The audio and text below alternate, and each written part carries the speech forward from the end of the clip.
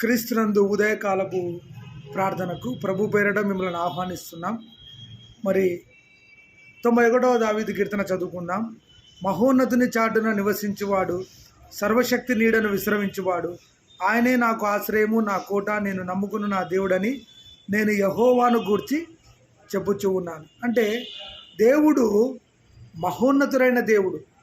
యేసు ప్రభు ఎలాంటి దేవుడు అంటే, మొదటిగా ఆశ్రయమైన దేవుడు, మహోన్నతుడైన దేవుడు, కాపాడే దేవుడు, రక్షించే దేవుడు.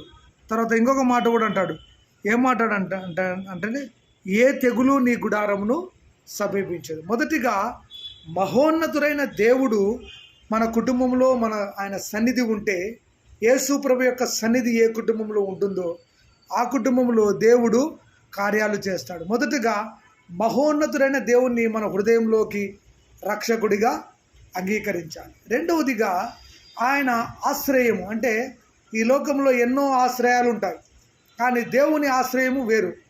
ఒకవేళ మనుషులను ఆశ్రయిస్తే కొంతవరకు మనకు మేలు కలుగుతుందేమో, కానీ నిజమైన దేవుడు, నిజమైన లోకరక్షకుడు, ఒక ముఖ్యమంత్రి దగ్గరికి వెళ్ళినా మన సమస్యలు తెగవు, ఒక ప్రధానమంత్రి దగ్గరికి వెళ్ళినా మన సమస్యలు తెగవు.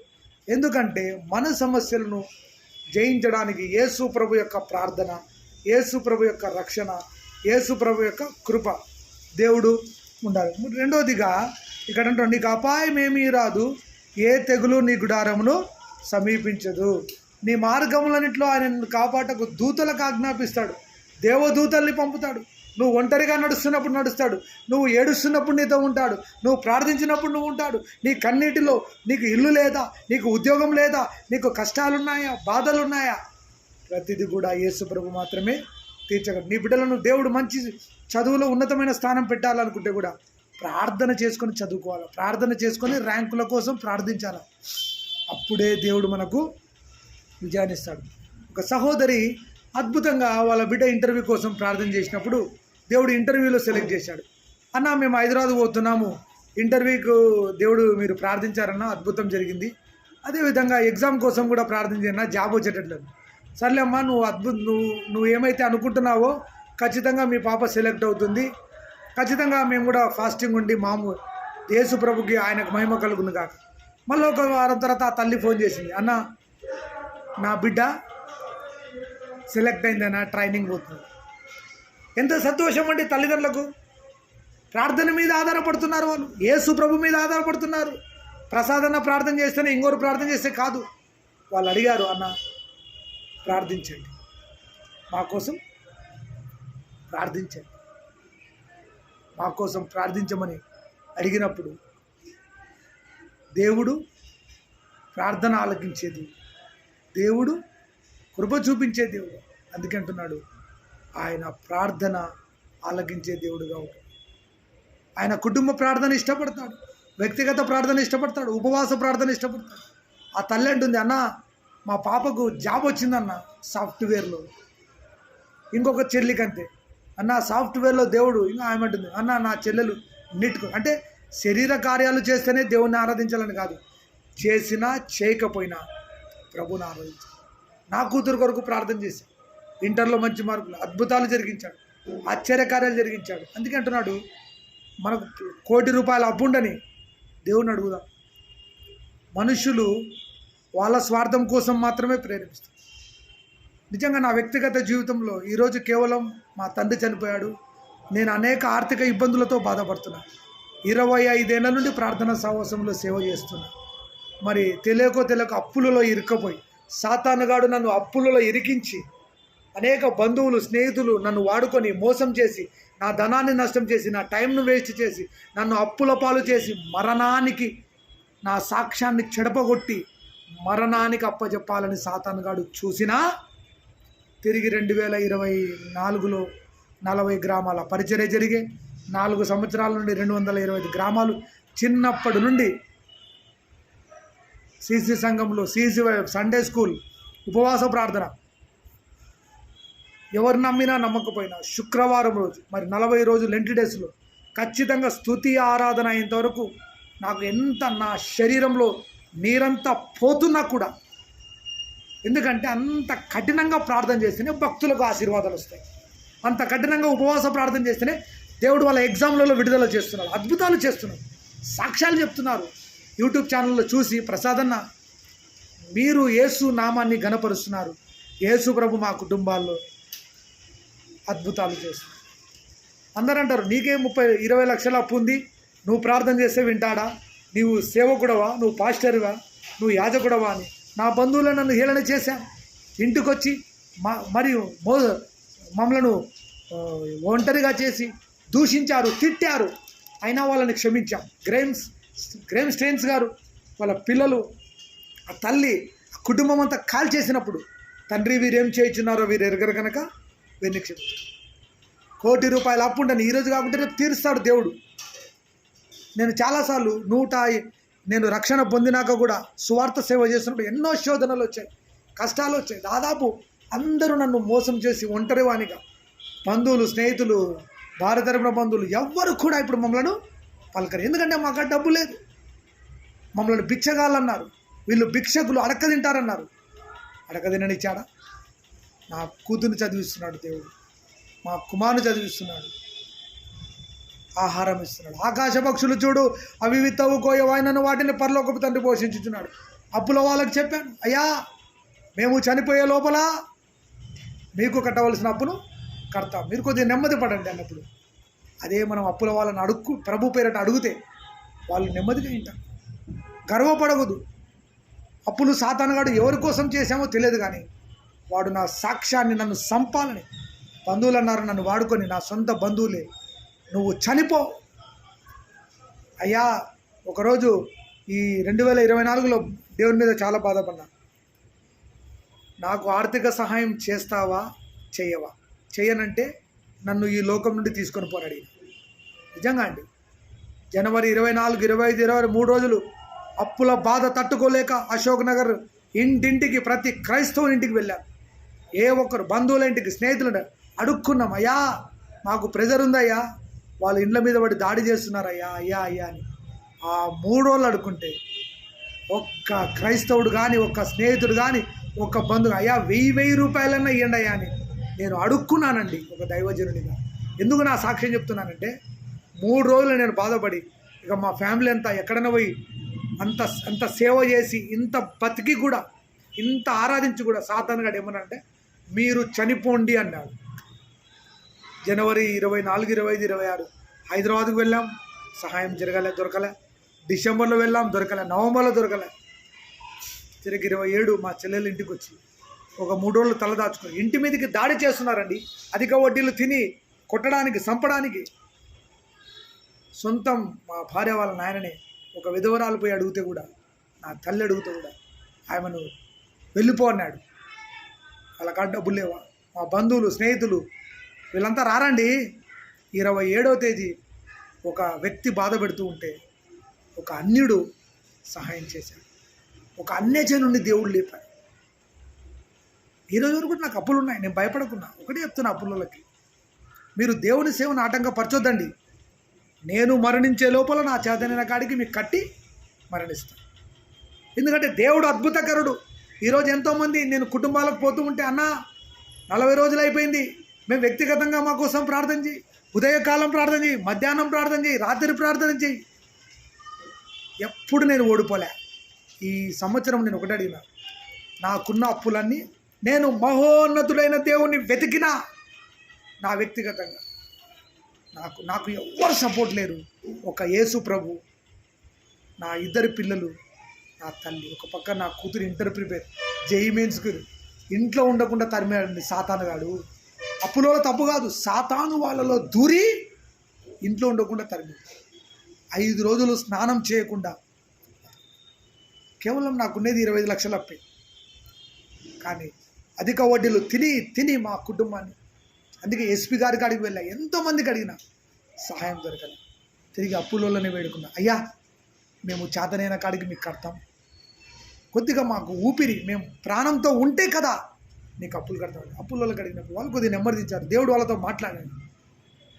నేను ఎందుకు సాక్ష్యం చెప్తానంటే, అప్పుల్లో ఉన్న వారులారా మీరు చావాలనుకోవద్దండి, మీరు బ్రతకండి, ప్రభువును స్తుతించండి, ప్రభువును ఆరాధించండి, ప్రభు కోసం వాక్యం చెప్పండి. ఎవడు అవసరం లే. నేను 40 గ్రామాలు తిరిగేటప్పుడు కొన్నిసార్లు టీంలు వచ్చాయి, కొన్నిసార్లు నాకాడ ఒక్కరికి పోయేటప్పుడు డబ్బులు కూడా ఉండవండి. ఒకరోజు అద్భుత రీతిలో డోను పోతుంటే బస్సు ఎక్కాను, ఇంటి దగ్గర పర్సు మర్చిపోయిన, ఫోన్పేలో డబ్బులు ఉన్నాయనుకుని ఎక్కాను. అయితే మధ్యలో పోయినాక వెల్దుర్తిగా చిన్నటేగుడి దగ్గర పోయినాక ఫోన్లో డబ్బులు. అక్కడ నా చిన్ననాటి స్నేహితుడున్నాడు, ఏం ప్రసాద్ ఎక్కడ పోతున్నావు అంటే, సాక్ష్యం అండి, సజీవ సాక్ష్యాలు ఇవన్నీ. ఎంతోమంది కుటుంబాల కన్నీరు తుడిచాడు ప్రసాద్ అన్న, దేవుడు వాడుకున్నాడు. కానీ వాళ్ళు మోసం చేశారు. బంధువులు స్నేహితులు వాళ్ళు బాగై మా డబ్బును మా కుటుంబాన్ని అంత దోచుకొని తిరిగి మమ్మల్ని చంపడానికి వచ్చారు. సొంత బంధువులే, రక్త సంబంధికులే. కానీ వాళ్ళని క్షమించాం. వాళ్ళని క్షమించినప్పుడు దేవుడు మమ్మల్ని ఆశీర్వదిస్తాడు. ఇప్పుడు చెప్తున్నా, నేను అప్పులకు ఎప్పుడు భయపడను. దేవుడు చెప్పిన, నువ్వు భయపడొద్దు, నేను నీకు నీ అప్పులని నేను తెంపుతాను. దేవుడు నాకు దర్శనంలో వాగ్దానం ఇచ్చాడు. అందుకే దేవుని అడుగుతున్నా, దేవ నాకు ద్వారాలు తెరిచినాడు. ప్రేరాల కోసం స్తుతిస్తున్నా. ఎంతోమంది ముందుకు వస్తున్నారు, వెనక్కిపోతున్నారు. దేవుని చిత్తం అయితే దేవుడు కడతాడు. ఆ బస్సులో నన్ను చూడగానే ఆ పిల్లడు, చిన్ననాటి స్నేహితుడు, అన్నా డోన్కి 2 టికెట్లు ఇచ్చేయండి అన్నాడు. చూడండి, నేను అడిగానా? అక్కడ దేవుడు నాకు అద్భుతం చేయడానికి ఆ వ్యక్తిని అక్కడ పెట్టాడు. ఎంతోమంది కుటుంబాలు పర్సనల్గా ఫోన్ చేసి, అన్నా మా కుటుంబంలో ఈ బాధ ఉంది, మా కుటుంబంలో క్యాన్సర్ ఉంది, మా కుటుంబంలో స్వస్థత లేదు, లక్షల కొలది డబ్బులు ఉన్నాయన్నా, శాంతి లేదు. అందుకే వాక్యమే కరెక్టు. మనుషుల అపరాధములను మీరు క్షమించిన ఎడల మీ అపరాధములను దేవుడు క్షమించును. నేను ఇప్పుడు చెప్తున్నా, నా సాక్ష్యాన్ని చెప్తున్నా యూట్యూబ్ ఛానల్ ద్వారా.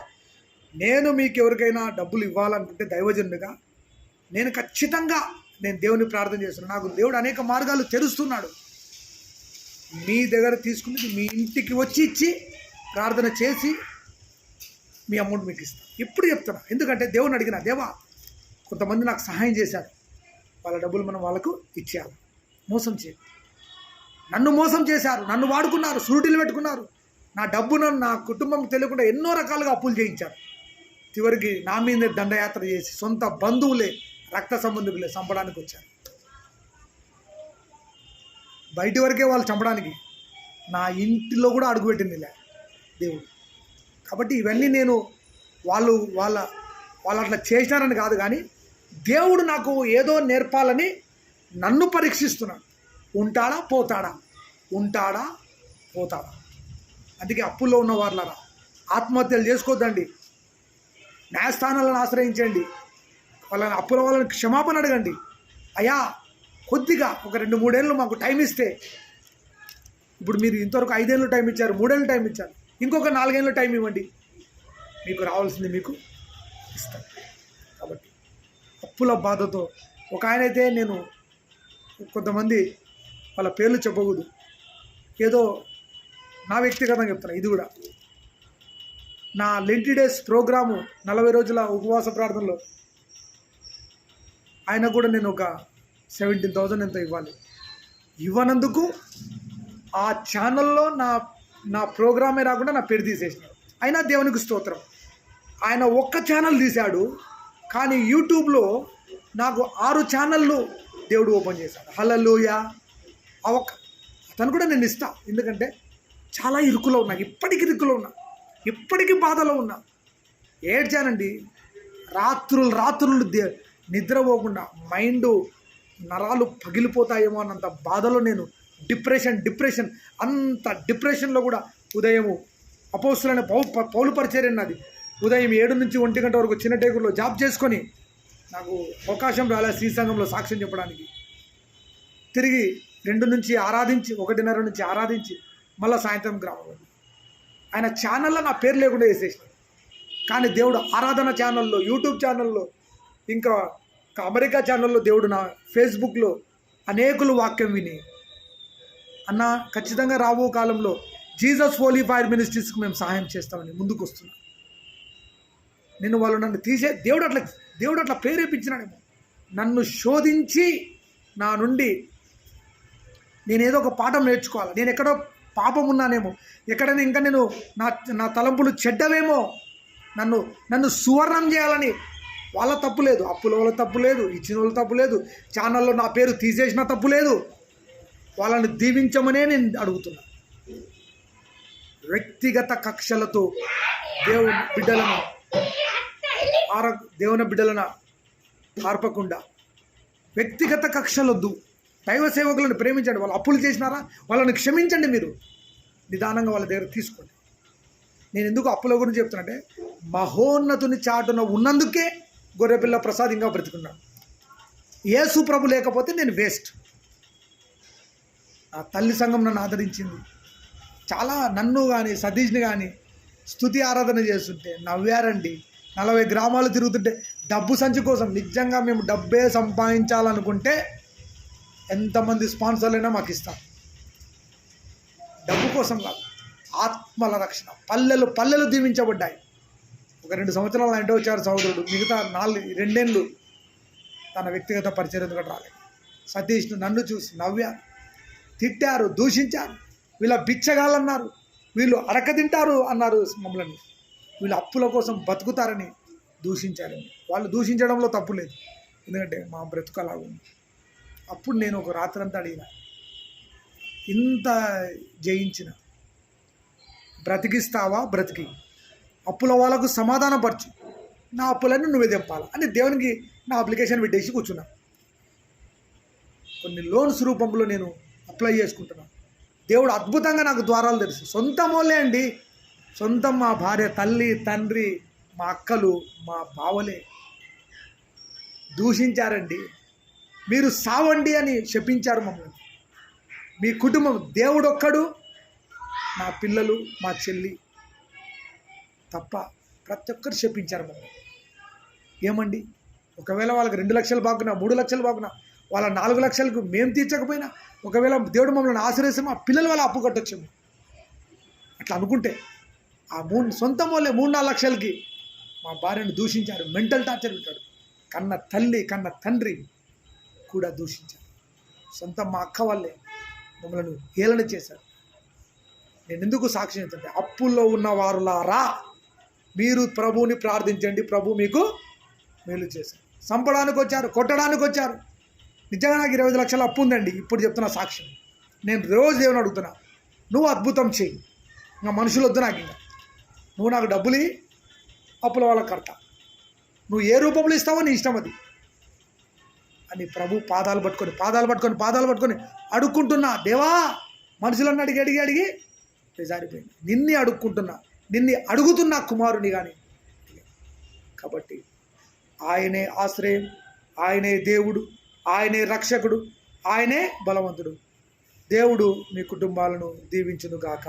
నా సాక్ష్యం చెప్పింది అప్పులు చేయమని కాదు, కానీ అప్పుల్లో ఉన్న వాళ్ళు ఆత్మహత్యలు చేసుకోవద్దండి. పరిశుద్ధుడైన యేసు ప్రభు రక్తముతో కడగబడి, ఎంతమందైనా తిట్టని, కొంతమంది చర్చిలో అడుగుతామంటే అడుగు, ఉంటే ఇస్తాం, ఒకవేళ దూషిస్తావు, తిడతావు, 1-2 దెబ్బలు కొడతావు, అది నీకే నష్టం. డబ్బులైతే రావు కదా, నువ్వు కొట్టినా చంపినా డబ్బులైతే రావు కదా. కాబట్టి అందరినీ ఇప్పుడు చేతులు ఎత్తున్నా. నేను వ్యక్తిగతంగా ఎవరికైనా బాకీ ఉంటే ఖచ్చితంగా నాకు దేవుడు ద్వారాలు తెరుస్తున్నాడు. మీ డబ్బులు మీ ఇంటికి తెచ్చి ఇస్తాము. కొద్దిగా ఓపిక పట్టండి. అవమానాలు చేయొద్దండి, తిట్టొద్దండి, కొట్టొద్దండి, దైవజనులను దూషించొద్దండి. అవి మీ కుటుంబాలకు శాపాలు. జాగ్రత్త. వాళ్ళు ఒకవేళ చేసినారు మీ దగ్గర, తప్పే. అప్పు చేయడం కూడా తప్పే, పాపమే. కానీ ఒప్పుకొని విడిచిపెడుతున్నాను. దైవజనులను దూషించొద్దండి, ఏమనొద్దండి. ప్రార్థన చేయండి, దేవుడు వాళ్ళకి ద్వారాలు తెరుస్తాడు. మోసం చేయాలనుకున్నాడు ఐపీ పెట్టి పారిపోతారు, కానీ మేము మోసం చేయాలని కాదు. దేవుడు పరీక్షించిన పరీక్షలో విజయం పొంది అప్పులలో నుండి దేవుడు బయటికి, జడ్సన్ గారు కోట్ల అప్పుల నుంచి బయట తీసుకొచ్చాడు. ఇంకొక బ్రదర్ పెద్ద దైవజనులు అప్పుల నుండి బాగుపడ్డారండి. ఈ 25 లక్షలు దేవునికి ఒక లెక్కన? రాత్రి అద్భుతం చేయగలను నా దేవుడు. కానీ ఎందుకో నన్ను పరీక్షిస్తున్నాడు. ఇంకా ఆయన పరీక్ష కోసం నేను వెయిట్ చేస్తున్నాను. కష్టపడి అపోస్తలుడైన పౌలు పరిచర్య నాది. నేను నిజంగా గ్రామంలో చందాలు అడిగితే ఎన్ని వేలైనా ఇచ్చేవాళ్ళు. నాకు అడగలే. వాక్యం చెప్పడం, వాళ్ళు అన్నం పెడితే, ఒక భోజనం పెడితే తింటాం, లేకుంటే అలాగే వచ్చేస్తాం. అదండి పరిచర్య అంటే. నాకు కారు లేదు, నాకు బండి లేదు. ఇప్పటికీ నా 25 ఏళ్ళ నడుచుకుంటూ వెళ్ళి గృహాలు దర్శించుకుంటాను, నడుచుకుంటూ వెళ్ళి ప్రార్థన చేసి వస్తాను. అందరూ అంటారు, ఏమన్నా నీకు కారు లేదు? మేము కొద్ది సమస్యలు ఉన్నాయి బ్రదర్, దేవుడు మాకు ఎప్పుడు ఇస్తే అప్పుడు బండి ఇస్తాం. నడుచుకుంటూ వెళ్ళి సేవ చేస్తున్నా అండి. ఈరోజు నేను కొన్ని కుటుంబాలకు చెప్తే ఇస్తారు నాకు. అట్లా దేవుడు వాళ్ళకు ప్రేరేపించి ఇవ్వాలి.